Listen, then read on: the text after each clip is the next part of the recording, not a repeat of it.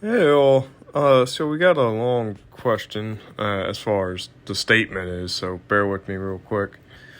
What we have is the magnetic field outside a long straight wire carrying a steady current I is, well, B equal mu naught over 2 pi I over S in the phi hat direction.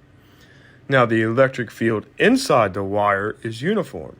E equals I rho over pi A squared Z hat. Okay? Again, be careful because it's a steady current, so it should be steady. And rho here is the resistivity, A is the radius. Okay, so the question then is, what is the electric field outside the wire?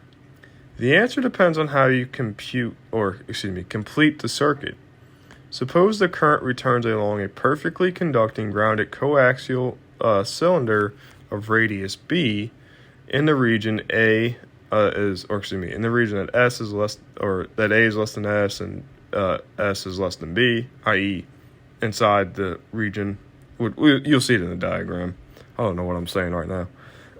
The potential V of S of Z satisfies Laplace's equation with the given boundary conditions. Again, anytime we deal with differential equations, we need boundary conditions.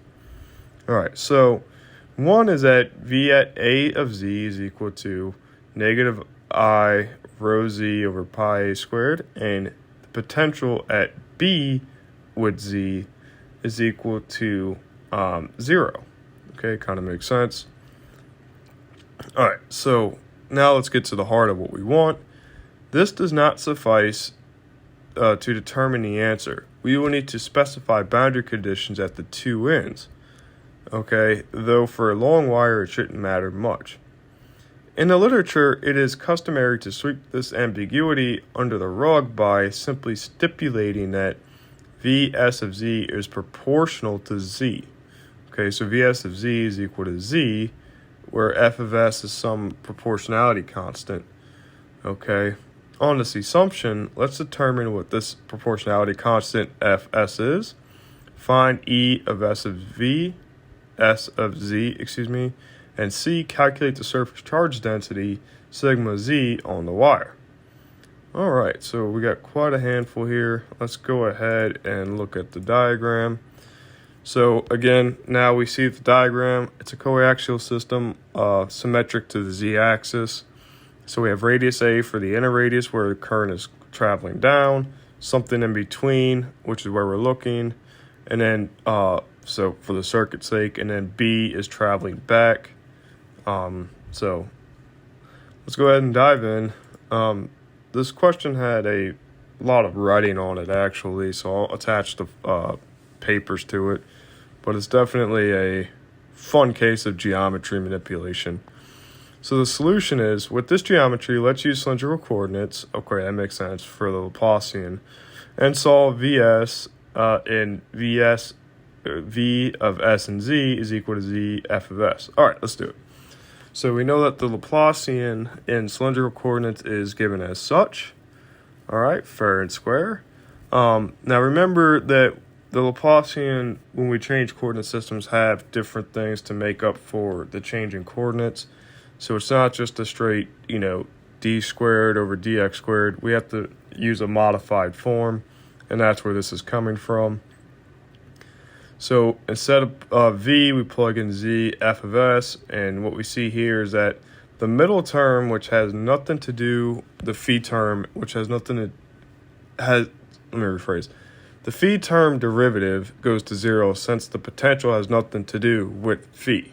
Okay, so that goes away and our lives get much simpler.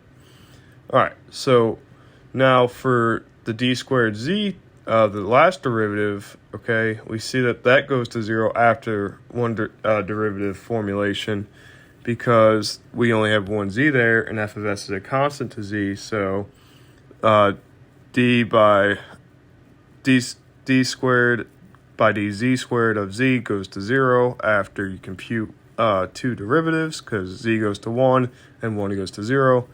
So what we're able to do is boil down a 3-part differential equation into a 1-part solely focusing on the s direction or the s derivative, which is wonderful. Okay.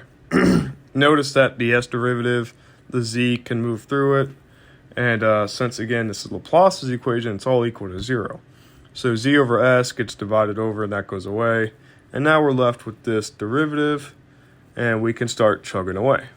All right, fair enough. So what we do here is that the inside term in the bracket is this a, some term a, and we do this so that we can apply separation of variables on the outside derivative, so we can apply, separation of variables to solve for df of s, and then, okay, once we do that, then we can, jump into the outside derivative. Let me not get too far ahead. So separate them, integrate, we see that f of s is equal to a ln of s over s naught. Okay. Applying the boundary conditions, what we see here is that vb of z is equal to 0. So z f of b is equal to z a ln b over s naught. Okay, but that's all equal to 0, so s naught has to equal b. Okay. Remember that this is the case because ln is equal to 0 when the argument is 1. So if the argument is equal to 1, you have b over s equal 1, and hence s naught equal b. Boundary condition 2 says that z f of a is equal to z a ln a over b, which is equal to I rho z over pi a squared, negative, of course. So we have here that z, it cancels to the left and right, and we solve this thing for a, and we see that a is equal to negative I rho over pi a squared ln of a over b. And so with this, since all we're trying to do is solve for what f of s is, we didn't need the outside derivative. That integrates away, no big deal. But the inside derivative gives us this function. And so we can see here that vs of z is equal to z f of s. Then plug in f of s, and this simplifies down to negative I rho z ln s over b divided by pi a squared ln of a over b. Excuse me. All right, cool. So then the electric field is grounded, is a negative gradient. So let's go ahead and plug in the negative gradient. Again, the phi hat component is non-existent here, which again should be summarized by the fact that v is a function of s and z. So we don't need that. Let's plug away. This part's pretty easy. Take the derivatives. Be very, very careful. The negatives cancel, which is to be expected. Just be very careful with the fact that you have a chain rule here with the natural logs that get kind of messy. So once we do that, then we see here that they simplify quite nice. Okay. Let's see that the b's cancel in the first, or the s hat component, and not much cancellation in the z hat component. So what we can say firmly is that the electric field is equal to I rho over pi a squared ln a over b, z over s, s hat, plus ln s over b, z hat. Okay. And now for part C, this is a peculiar result since ES and sigma z are not dependent of z, as one would certainly expect for a truly infinite wire. So again, we have to go back to our boundary conditions and say that sigma z is equal to epsilon naught E perpendicular, the perpendicular field just above A, and minus the perpendicular field just below A. Okay? And so we see here that it's only perpendicular to z in the s direction, hence ES in the next step.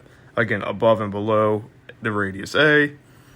And then once we do that, you see that just below it, it goes to 0. So that's kind of expected due to the natural log and stuff. And then, plug it away. And we see that the surface charge is equal to epsilon naught I rho z over pi a cubed ln of a over b.